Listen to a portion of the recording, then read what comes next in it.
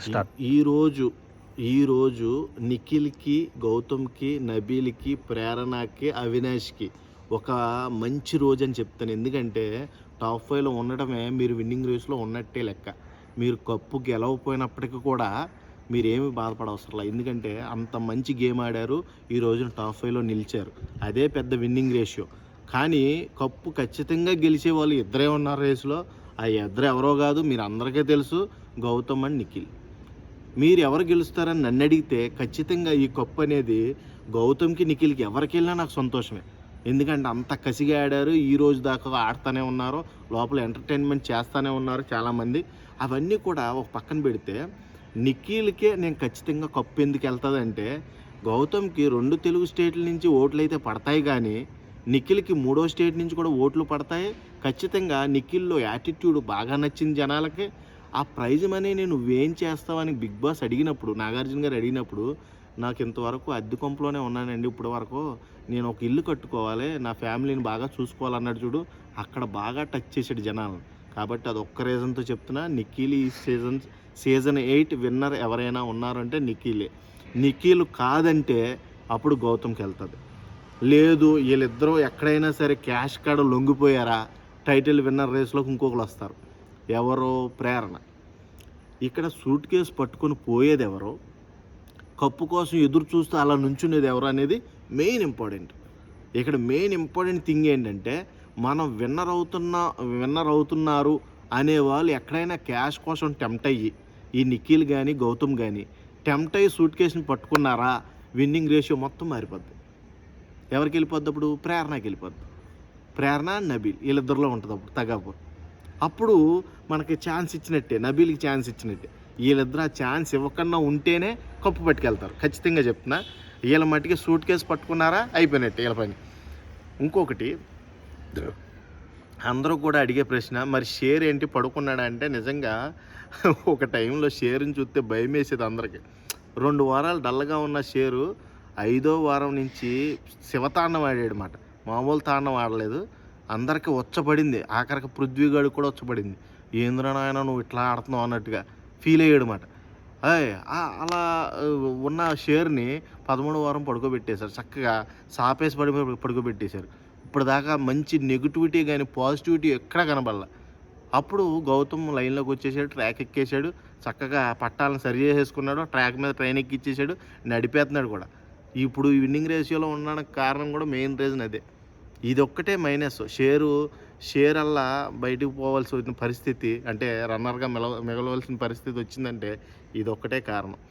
ఇక 5గురు గురించి కూడా మాట్లాడతాను భయ్యా. ప్రేరణ గురించి మాట్లాడడానికి చాలా కారణాలు దొరుకుతాయి మనకి. చాలా నెగటివిటీతో బయటకొచ్చి పాజిటివిటీ క్రియేట్ చేసుకున్న ఏకైక లేడీ టైగర్ అని చెప్పాలి ప్రేరణ. ఎన్ని నెగటివిటీ మాటలు మాట్లాడిందంటే మనందరికీ తెలుసు.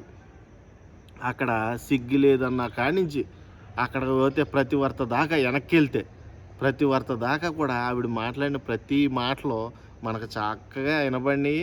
అందరం కూడా ఆవిడ క్యారెక్టర్ ఏంటో కూడా అప్పుడే యూటిలైజ్ చేసాం.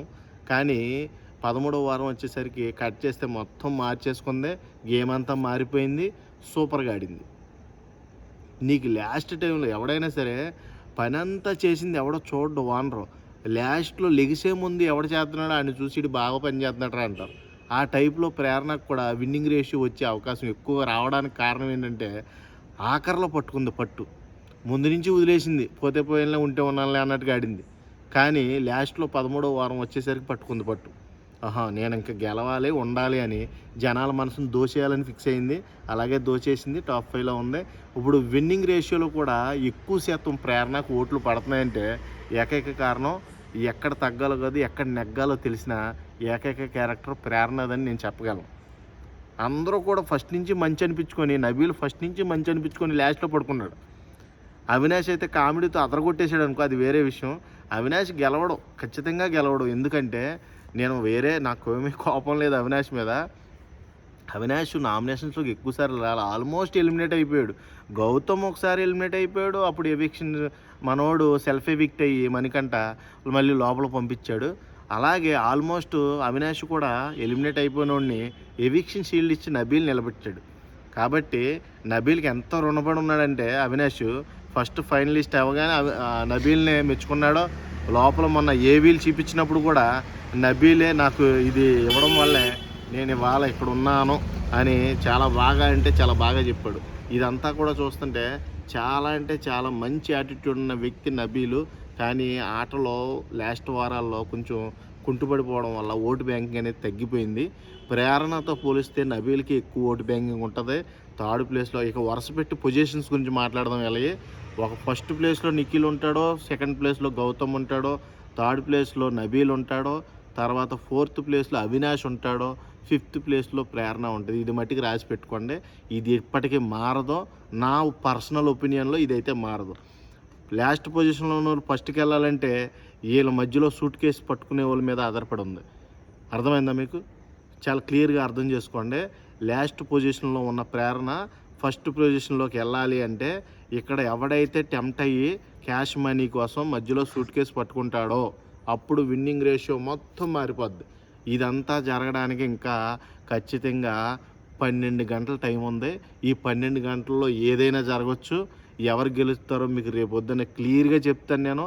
అప్పటి వరకు కూడా మీరు మన ఛానల్ ఫాలో అవుతూ ఉండండి. మంచి మంచి అప్డేట్స్ అన్నీ ఇస్తూ ఉంటా. బిగ్ బాస్లో ఏది జరిగినా మనకు ముందే తెలుస్తుంది కాబట్టి ఖచ్చితంగా ఆ అప్డేట్స్ మట్టుకు మీ ముందుకు తీసుకొస్తా. మీ ఒపీనియన్ అప్పుడు నాతో షేర్ చేసుకున్నాను. కామెంట్ రూపంలో ఒకటే చెప్పండి. మీకు ఎవరైతే గెలుస్తారని నేను తప్పుగా ఏమైనా చెప్పానా, నేను గెలిచే వ్యక్తిని కరెక్ట్గా చెప్పానా, అది కూడా కామెంట్ చేసి చెప్పండి. నా దృష్టిలో విన్నర్ ఖచ్చితంగా నిఖిలే అవుతాడని బల్లగుద్ది చెప్తున్నా. గౌతమ్కి 1% ఛాన్స్ ఉంది. 1%ఏ తగ్గింది. 1%లో నిఖిల్ గౌతమ్ మీద ఎక్కువ ఓట్లతో కప్పట్టుకుపోతాడని నా ఒపీనియన్. ఇది ఖచ్చితంగా చెప్తున్నా. ఇప్పుడు ఇద్దరిలో ఎవరు గెలిచినా నాకు ఆనందమే. నేను ఇప్పుడే చెప్తున్నా, ఒకటే చెప్తున్నా, ఇద్దరిలో ఎవరు గెలిచినా నాకు ఆనందమే. కాకపోతే ఎక్కువ మనసులను దోచిన వ్యక్తి ఎవరైనా ఉన్నారంటే నిఖిల్. మళ్ళీ చెప్తున్నా, ఈ కప్పు కూడా నిఖిలే పట్టుకెళ్తాడని నా ఒపీనియన్. మీరు కూడా ఎవరు గెలుస్తారో కామెంట్ చేయండి. వీలైనంత వరకు మన ఛానల్ సబ్స్క్రైబ్ చేసుకోండి. మరిన్ని వీడియోల కోసం, మరిన్ని అప్డేట్స్ కోసం మన ఛానల్ ఫాలో అవుతూ ఉండండి. Thank you. Love you all.